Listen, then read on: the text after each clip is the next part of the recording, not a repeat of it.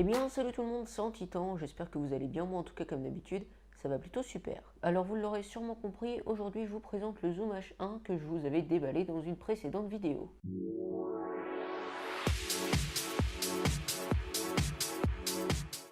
Donc comme je viens de le dire dans cette vidéo, je vais juste vous le présenter et dans une prochaine vidéo, on pourra faire un test. Alors c'est parti.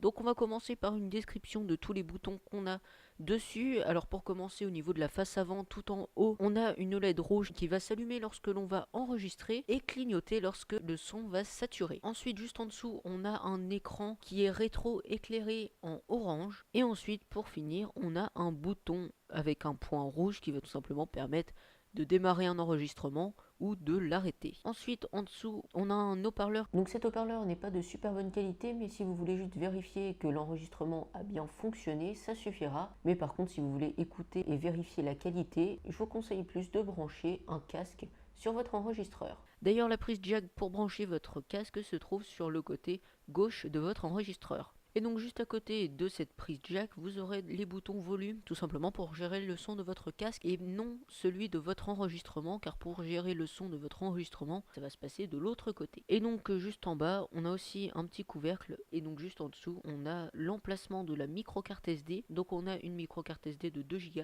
qui est fournie avec l'enregistreur. Donc ensuite on va passer du côté droit. Alors du côté droit, on a une entrée jack. Cette prise jack sert tout simplement à brancher un micro externe. Dans mon cas, ici, j'ai branché un micro cravate. Ensuite, on a donc un volume. Donc par contre, ce volume-là, ça va vraiment être le volume de votre enregistrement. Ensuite, vous avez les boutons de navigation pour écouter vos enregistrements, passer à l'enregistrement précédent, suivant, etc. Ensuite, vous avez le bouton pour mettre un enregistrement à la poubelle, donc pour le supprimer. Et ensuite, vous allez avoir l'interrupteur on-off, alors qui est assez particulier, tout simplement parce que pour allumer votre enregistreur, vous allez devoir basculer le bouton vers le bas pendant une seconde. Ensuite, lorsque l'écran va s'allumer, vous allez pouvoir relâcher le bouton donc pour qu'il revienne en position initiale et l'enregistreur sera allumé. Et ensuite, donc pour l'éteindre, il faut refaire la même manipulation. Et ensuite, vous pouvez aussi monter l'interrupteur donc au maximum vers le haut. Ce mode permet de bloquer les touches, donc c'est vraiment très pratique.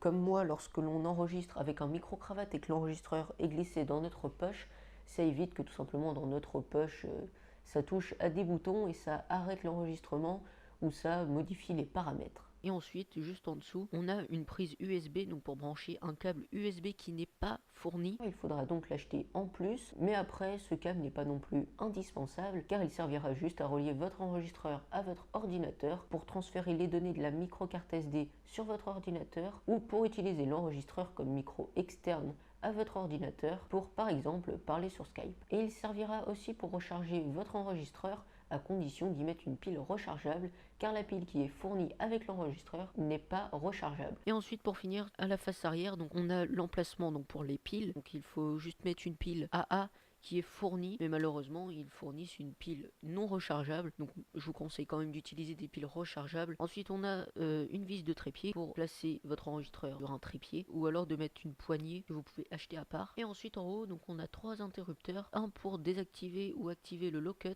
qui est un filtre audio. Ensuite on peut désactiver ou activer l'auto level. Donc l'auto level, comme son nom l'indique, c'est l'enregistreur qui va gérer automatiquement le niveau d'enregistrement. Donc par exemple, s'il va détecter des sons vraiment très bas, il va augmenter le volume pour qu'on les entende le mieux possible.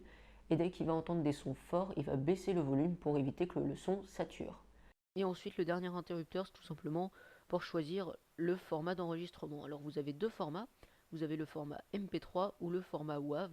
Donc pour ma part, j'enregistre en WAV 96 kHz et en 24 bits. Donc c'est la meilleure qualité qu'on peut atteindre sur cet enregistreur. Et avec la carte SD qui est fournie, donc qui est une carte SD de 2 Go, on peut enregistrer pendant une cinquantaine de minutes. Et voilà, c'est déjà la fin de cette vidéo. J'espère qu'elle vous aura plu. Moi, je vous dis à dans 2 semaines pour le test de cet enregistreur.